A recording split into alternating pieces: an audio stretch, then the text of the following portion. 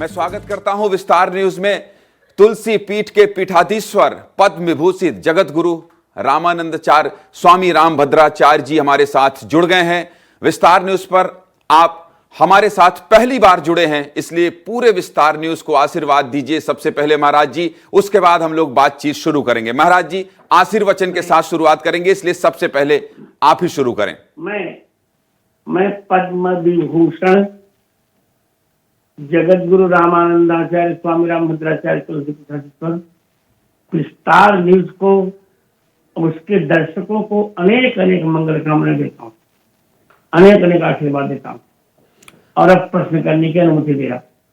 बहुत बहुत धन्यवाद महाराज जी। महाराज जी शुरुआत करेंगे, इसलिए करेंगे शुरुआत क्योंकि देश में उत्तर प्रदेश के मुख्यमंत्री योगी आदित्यनाथ के एक बयान की खूब चर्चा हो रही है और महाराज जी उस पर बहुत ज्यादा राजनीति भी हो रही है, लेकिन चूंकि उसको राष्ट्र से जोड़कर देखा जा रहा है, देश हित से जोड़ कर देखा जा रहा है, इसलिए मैं ये आपसे जानना चाहूंगा, समझना चाहूंगा कि बटोगे तो कटोगे, आप इस बयान को कैसे देखते हैं? क्योंकि आज एक बयान और आ गया है महाराज जी कि जुड़ेंगे तो जीतेंगे, जो अखिलेश यादव के पार्टी से आया है, तो इस बयान को आप कैसे देखते हैं? सबसे पहला सवाल तो मेरा यही है महाराज जी आपसे। पहली बात तो बटेंगे तो कटेंगे, बिल्कुल ठीक कहा आदित्यनाथ ने। हम जब आप देखते हैं उंगलियों को देखिए, हमारी एक एक उंगली अलग अलग होगी, कोई भी तोड़ देगा, और जब पांचों उंगलियां एक और हो जाएगी, एक मुक्का बन जाएगा, कोई भी नहीं तोड़ सकेगा।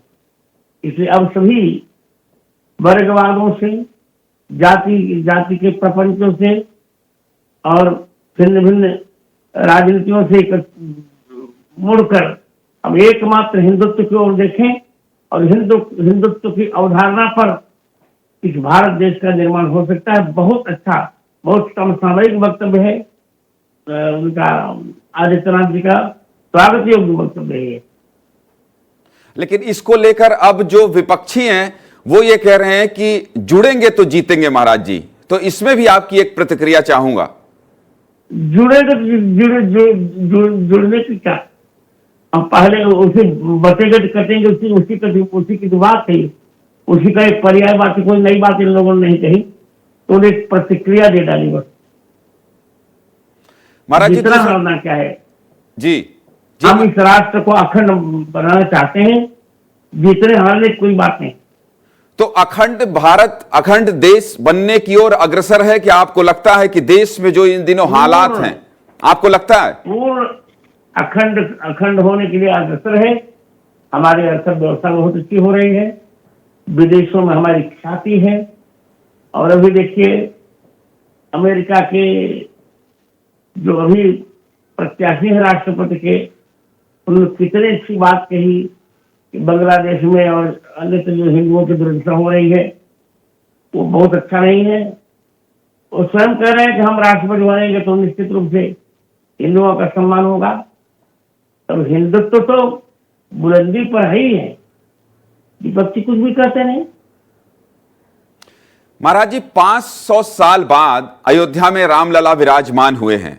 अयोध्या के भव्य राम मंदिर के पीछे एक जन आंदोलन चला। इस आंदोलन से कई बड़े नाम जुड़े, जिसमें जगत गुरु रामभद्राचार्य जी का नाम सबसे आगे है। अब जब रामलला अयोध्या में विराजमान हो गए हैं महाराज जी, तो 500 साल बाद अयोध्या वाली दिवाली पर क्या कहेंगे महाराज जी? इस पर आपकी प्रतिक्रिया, आपकी खुशी और आपका आशीर्वचन। मेरे जीवन की सबसे बड़ी सफलता का दिन रहा है। मैं बहुत प्रसन्न हूं क्योंकि राम जन्मभूमि के आंदोलन से 1984 से मैं जुड़ा हूं, और जितना त्याग मुझसे हो सका उतना कदाचित किसी ने किया हो। मैंने कुछ भी नहीं चाहा सरकार से, निस्वार्थ भाव से भगवान राम की सेवा की, और अंत में मेरी प्रतिभा रंग लाई, और अंत में हम इस संघर्ष में विजयी हुए। तो मेरे जीवन की कितनी प्रसन्नता, जैसे मानसकार कहते हैं, तापस तपफल पाए जिन सुखी सिराने नहीं।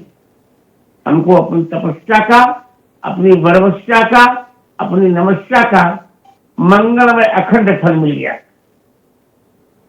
लेकिन महाराज जी दूसरी तरफ थोड़ा बनारस में ज्ञान वापी की बात कर लेते हैं। बनारस कोर्ट ने यह कह दिया है कि ना तो मस्जिद में ना तो सर्वे होगा और ना ही खुदाई होगी। एक तरफ जहां आप मथुरा की बात करते हैं, बनारस की बात करते हैं, अयोध्या में तो एक बड़ी सफलता मिली आप सभी संतों के प्रयास से। आप लोगों की एक जिद थी, एक संकल्प था जिसकी वजह से यह सफलता मिली। लेकिन अब ज्ञानवापी में कोर्ट के फैसले को कैसे देखते हैं और मथुरा को कैसे देखते हैं? ज्ञानेंद्र जी, मैं कोर्ट का सम्मान करता हूं, पर अभी ये जिला कोर्ट का निर्णय है। हम उच्च न्यायालय का दरवाजा खटखटाएंगे और उच्चतम न्यायालय का भी दरवाजा खटखटाएंगे। अंत में विजय हमारी होकर रहेगी, ये मेरा दृढ़ विश्वास। अच्छा, इसके अलावा और कुछ मुद्दे हैं महाराज जी जिस पर मैं आपसे प्रश्न करना चाहता हूं। वो मुद्दे ये हैं जी, जिस तरह से आप हिंदुत्व की बात कर रहे हैं कि हिंदुत्व अपनी बुलंदी पर है, सनातन अपनी बुलंदी पर है, लेकिन मैं एक ये चीज समझना चाहता हूं कि जिस तरह से, चाहे वो आपने अभी दुर्गा पूजा देखा होगा या तो फिर अभी पटाखे को लेकर इंदौर में विवाद हो गया, तो ये विवाद क्यों हो रहे हैं? आखिर एक समुदाय आपको क्या लोग भारत की उन्नति सह नहीं पा रहे हैं। ऊंच निवास नीच करतूती देख न सके पराजय होती। हमारा उत्कृष्ट लोग देख नहीं पा रहे हैं, इसे निरर्थक विवाद कर रहे हैं और हमें कोई चिंता नहीं करनी है। अपना लक्ष्य हमें प्राप्त करते रहना है, संघर्ष करते रहना है। किसी भी प्रकार के विवाद में हमें न पड़कर अपने लक्ष्य की ओर अग्रसर होते रहना चाहिए। आप ये कह रहे हैं कि किसी तरह की चिंता नहीं करनी चाहिए, लेकिन महाराज जी आपके शिष्य और प्रिय शिष्य आचार्य धीरेन्द्र कृष्ण शास्त्री से जुड़ा एक प्रश्न इसलिए करना चाहता हूं क्योंकि वो एक बहुत बड़ी पदयात्रा करना चाहते हैं और हिंदुओं को एकजुट करना चाहते हैं। अगर मान लीजिए हिंदुत्व अपनी बुलंदियों पर है तो फिर ऐसे में ये पदयात्रा क्यों करनी पड़ रही है, और ये फिर इस तरह से चौतरफा जो विवाद हो रहा है ये क्यों हो रहा है? वो तो उनका अपना मन है और करना चाहिए। जागरण बार बार सतत जगाते रहना चाहिए हिंदुओं को, कहीं कोई सो न जाए। और देवेंद्र जी तो मेरे ही शिष्य हैं, जो कुछ कर रहे हैं वो मेरे संकेत पर ही कर रहे हैं।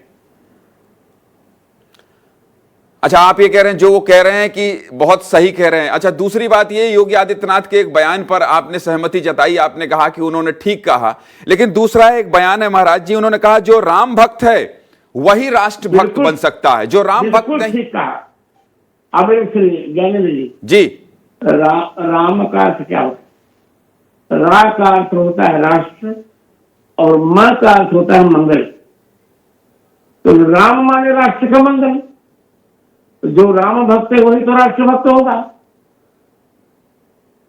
क्योंकि श्री राम मर्यादा के मानदंड हैं, भारतीयता के मानदंड हैं, भारतीय संस्कृति के मानदंड हैं, भारतीय मर्यादा, भारतीय सभ्यता के मानदंड हैं, भारतीय मूल्यों के मानदंड हैं और हिंदुत्व के तो मानदंड नहीं है। हिंदू राष्ट्र पर आप हमेशा मुखर रहे हैं, हिंदू राष्ट्र की आप हमेशा बात करते रहे हैं। अगला प्रश्न मैं कुछ नहीं पूछूंगा क्योंकि आप बहुत कम सुनने के बाद पूरा प्रश्न समझ जाते हैं महाराज जी, इसलिए हिंदू राष्ट्र पर आपकी प्रतिक्रिया। हिंदू राष्ट्र बनेगा, थोड़ा समय लगे, इट विल टेक टाइम। हम यही प्रयास करेंगे। अब कब तक सहन करते रहें? अब तो मुझे दिनकर की वही पंक्ति स्मरण में आ रही है, ज्ञानेंद्र जी, याचना नहीं अब रण होगा, संग्राम महाभीषण हो। अब हिंदू अपना स्वाभिमान किसी प्रकार गिरने नहीं देगा और हिंदू प्रत्येक प्रतिक्रिया का कठोरता से उत्तर देगा। ऐसा क्या हुआ है पिछले कुछ सालों में महाराज जी कि हिंदू को लगता है कि अब हिंदुत्व ताकतवर, या यूं कहें कि अब हिंदुत्व को अब जग गया, हिंदू जग गया? ऐसा क्या हुआ पिछले 8-10 सालों में? आपको क्या लगता है ऐसा क्या नया हुआ है जिसकी वजह से हिंदू को लगता है कि अब जग गया है और हिंदू जो है अब अपने हक के लिए लड़ाई लड़ सकता है?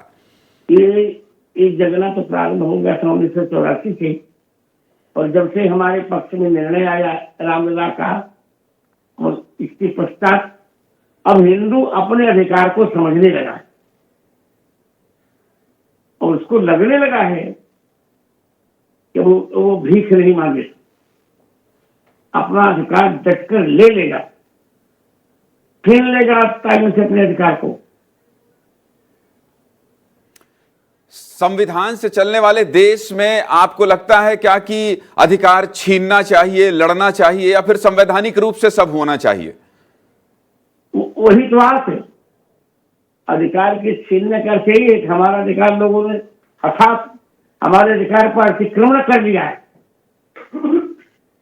अधिकार खोकर बैठ रहना यह महादुष्कर्म है। न्यायालय से अपने बंधु को भी दंड देना धर्म है।